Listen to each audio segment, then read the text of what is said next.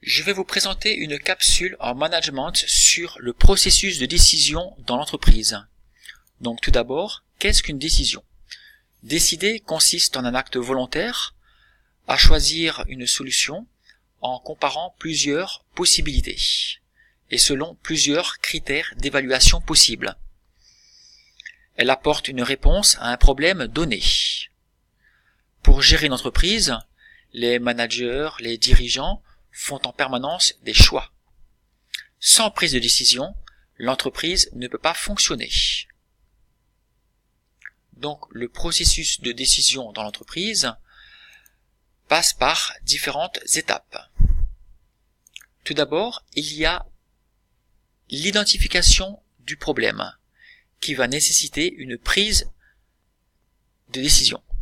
Pour ce faire, le preneur de décision devra récolter les informations nécessaires afin de voir les possibilités qui s'offrent à lui. En effet, l'information est au cœur de la prise de décision. Plusieurs outils sont à la disposition du décideur afin de rechercher l'information. Tout d'abord, la veille concurrentielle, la veille technologique, l'étude de marché, afin de voir les attentes des clients, des consommateurs et des possibilités qui s'offrent à l'entreprise. Le décideur devra ensuite faire un diagnostic interne avec les forces et les faiblesses de l'entreprise, puis un diagnostic externe avec les opportunités et les menaces.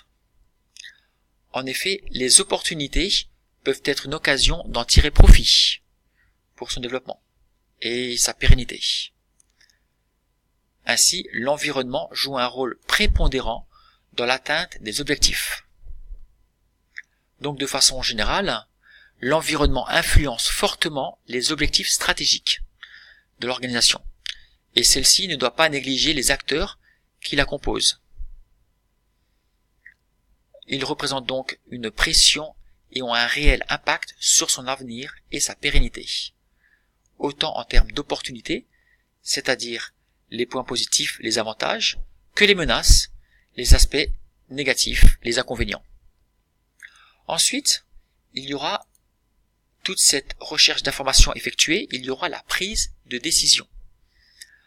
Ensuite, l'analyse des conséquences de ces décisions et enfin des actions correctives afin d'arriver aux objectifs voulus.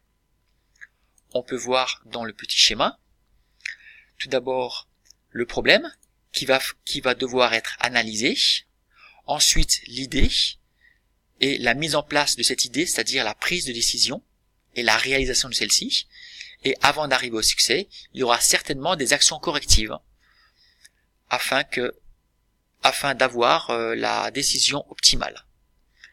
Merci pour votre attention.